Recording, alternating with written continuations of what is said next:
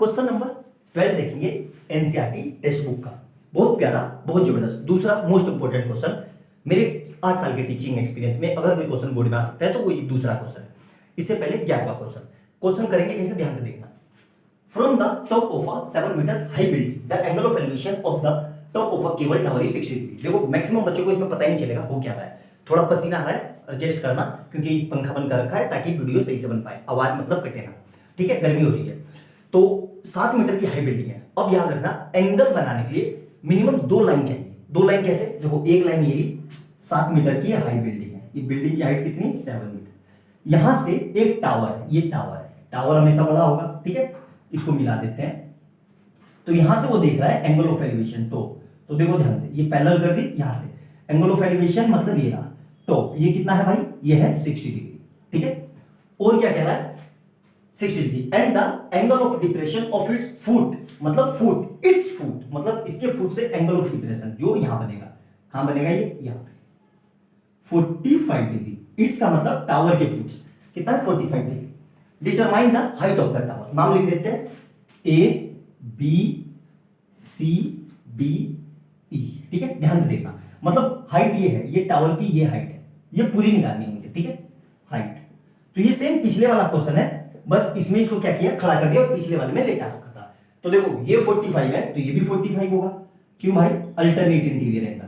तो मैं एक ट्रायंगल ले लेता हूं, triangle ECD, in triangle EDC में थीटा के सामने परपेंडिकुलर और थीटा से लगता हुआ बेस, तो क्या लगाऊंगा tan थीटा, क्योंकि परपेंडिकुलर और बेस पता है, तो मतलब tan theta equal to p upon b, tan theta, तो tan कितना है tan 45 इक्वल टू p कितना है, p है हमारे पास 7 मीटर और b पता है dc, तो dc नहीं पता, tan 45 कितना होता है 1, तो 1 equal to 7 metre upon dc, तो dc कितना आ गया मेरे पास, dc इक्वल टू 7 मीटर। यहां से नोट डाल के एक पॉइंट लिख लेना कि जब भी एंगल 45 होगा, जब भी, तो बेस और परपेंडिकुलर हमेशा बराबर होंगे, याद रखना। तो मतलब ये मुझे पता चल गया, ये कितना है भाई 7 मीटर। अब देखो ये 7 मीटर है तो ये भी 7 मीटर होगा, क्यों, क्योंकि ये इसके पैरेलल है, तो ये कितना हो जाएगा, ये भी मेरे कितना हो जाएगा 7 मीटर, और ये 7 मीटर है तो ये भी 7 मीटर होगा क्योंकि ये इसके पैरेलल है। तो मतलब मुझे BC तो सीधा पता चल गया कि भाई BC कितना है, BC निकालने की जरूरत नहीं है, 7 मीटर, ठीक है, यहां तक क्लियर है। तो BC तो मुझे पता चल गया, अब मैं AB निकाल दूं किसी तरीके से और उसमें AB में BC को ऐड करो तो हाइट आ जाएगी, बिल्कुल आ जाएगी। अब देखो ट्रायंगल में कौन सा ले रहा हूं, अब मैं ले रहा हूं ट्रायंगल AEB में, ट्रायंगल इन ट्रायंगल AEB में, फिर वही tan theta equal to P upon B, क्यों, थीटा के सामने परपेंडिकुलर और थीटा से लगता हुआ बेस, तो tan थीटा, और यहां पे कितना है tan थीटा कितना है 60 डिग्री, परपेंडिकुलर कितना है AB, मुझे पता नहीं AB, ठीक है, बेस कितना है EB, मतलब ये 7 मीटर, क्योंकि ये इसके पैरेलल है तो ये भी 7 मीटर रहेगा। तो डायरेक्ट मैं चलो पहले EB लिख देता हूं, EB 10 कितना होता है ये √3, तो AB यहां से EB, तो EB कितना है, EB है 7 मीटर, तो मेरे पास ये कितना आ जाएगा 7√3 इक्वल टू AB, मतलब AB आ गया यहां देखो। तो अब मैं हाइट निकालनी है, तो हाइट निकालने के लिए क्या करेंगे, सीधा सा है भाई, AB प्लस BC को ऐड कर दो, तो ये मैं मिटा दे रहा हूं क्योंकि ये आपने लिख लिया होगा, समझ में आ गया होगा।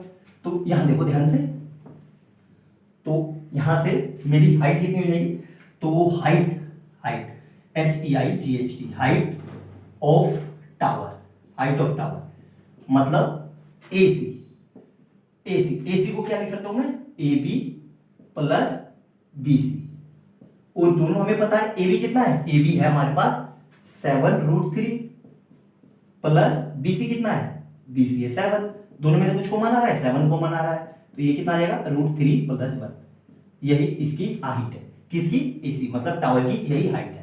देखो तो कितना सिंपल क्वेश्चन था, कितने आसानी से हमने कर लिया। यहाँ √3 की वैल्यू रख दोगे 1.71, वो 73 प्लस 1 तो 2.73, और इसकी 7 से मल्टीप्लाई कर देना, आंसर आ जाएगा। इतना भी छोड़ दोगे तो कोई दिक्कत नहीं है, एग्जामिनर पूरे मार्क्स दे देगा, काटेगा नहीं, अनटिल अनलेस जब तक हमें √3 की वैल्यू ना दिए। √3 की वैल्यू देगा कि ये इस्तेमाल करो तो रख के सोल्व कर देंगे, नहीं देगा तो नहीं रखनी है, ठीक है। तो अच्छे से देखना, वीडियो अच्छी लगे तो लाइक एंड सब्सक्राइब कर देना, बेल आइकन दबा लेना ताकि जैसे मैं कोई नई वीडियो डालूं और आपको तुरंत उसका नोटिफिकेशन मिल जाए। और कमेंट सेक्शन में जरूर बताना कि आपको मेरा पढ़ाया हुआ कैसा लग रहा है, आपको समझ में आ रहा है कि नहीं, क्योंकि देखो आप लोग बताओगे तो उससे हमें मोटिवेशन मिलता है। आप नहीं भी बताओगे तो भी हम टीचर हैं, देखो हमारा काम तो पढ़ाने का है, तो हम जरूर आपको पढ़ाते रहेंगे, कोई दिक्कत नहीं है। ठीक है, तो मिलते हैं अगली वीडियो में। बाय बाय दोस्तों।